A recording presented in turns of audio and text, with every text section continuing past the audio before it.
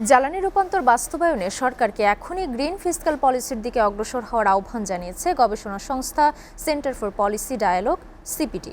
রাজধানীর ধানমন্ডিতে প্রস্তাবিত বাজেটে বিদ্যুৎ ও জ্বালানি খাত কী পেল শীর্ষক সংবাদ সম্মেলনে সংস্থাটি এই আহ্বান জানায়। একই সঙ্গে সবুজ ভর্তুকি ও অনুদান চালু, সৌরভিত্তিক সেচের লক্ষ্যভিত্তিক প্রণোদনা এবং এলএনজি আমদানির উপর সম্পূর্ণ ভ্যাট অব্যাহতি প্রত্যাহারের সুপারিশ করেছে সিপিডি। আরাফাত হোসেনের প্রতিবেদন। দেশের বিদ্যুৎ ও জ্বালানি খাত এখনো অনেকাংশে নির্ভর করছে আমদানি করা জীবাশ্ম জ্বালানির ওপর। অথচ বৈশ্বিক বাস্তবতায় এখন সবচাইতে বড় চ্যালেঞ্জ জ্বালানি রূপান্তর। রাজধানীর ধানমন্ডিতে সকালে প্রস্তাবিত বাজেটে বিদ্যুৎ ও জ্বালানি খাত নিয়ে আয়োজিত সংবাদ সম্মেলনে সিপিডি বলছে, নবায়নযোগ্য জ্বালানি, বিদ্যুৎ সংরক্ষণ প্রযুক্তি এবং গ্রিড আধুনিকায়ন সরঞ্জামের ক্ষেত্রে এখনো বৈষম্যমূলক আর্থিক নীতি বহাল রয়েছে। সরকারের উচিত সবুজ রাজস্ব নীতির কথা মাথায় রেখে সেই ধরনের টুলসগুলোকে বাজেটের মধ্যে ইনকর্পোরেট করা। অবশ্যই নবায়নযোগ্য জ্বালানিতে উত্তরোত্তর বাজেট আরো বাড়ানো দরকার বলে আমরা মনে করি।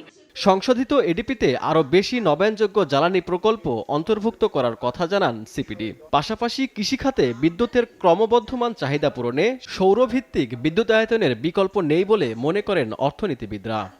নবায়নযোগ্য জ্বালানির জন্য কিন্তু বাড়তি রাজস্ব, বাড়তি বরাদ্দ কিন্তু আমরা সেখানে দেখিনি। আমাদের সোলারে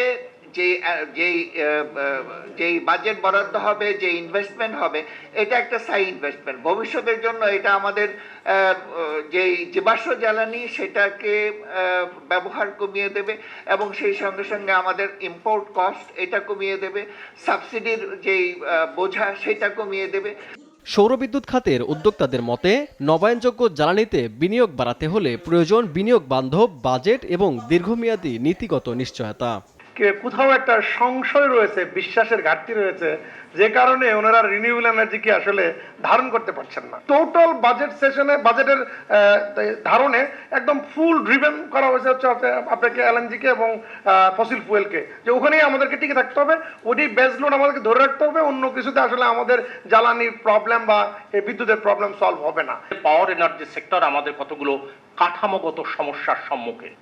এই কাঠামোটা ভাঙাটাই হচ্ছে সবচেয়ে বড় চ্যালেঞ্জ। যত দ্রুত এবং যত বেশি করে রিনিউয়েবল এনার্জি আমি প্রমোট করতে পারবো, ততই আমি যেতে পারবো। এদিকে জ্বালানি খাতে রাজস্ব ব্যবস্থাপনায় পরিবর্তন আনতে এলএনজি আমদানির ওপর সম্পূর্ণ ভ্যাট অব্যাহতি প্রত্যাহারেরও সুপারিশ করেছে সিপিডি। এলএনজি থেকে আমরা 0% আরাফাত হোসেন, SA টিভি, ঢাকা।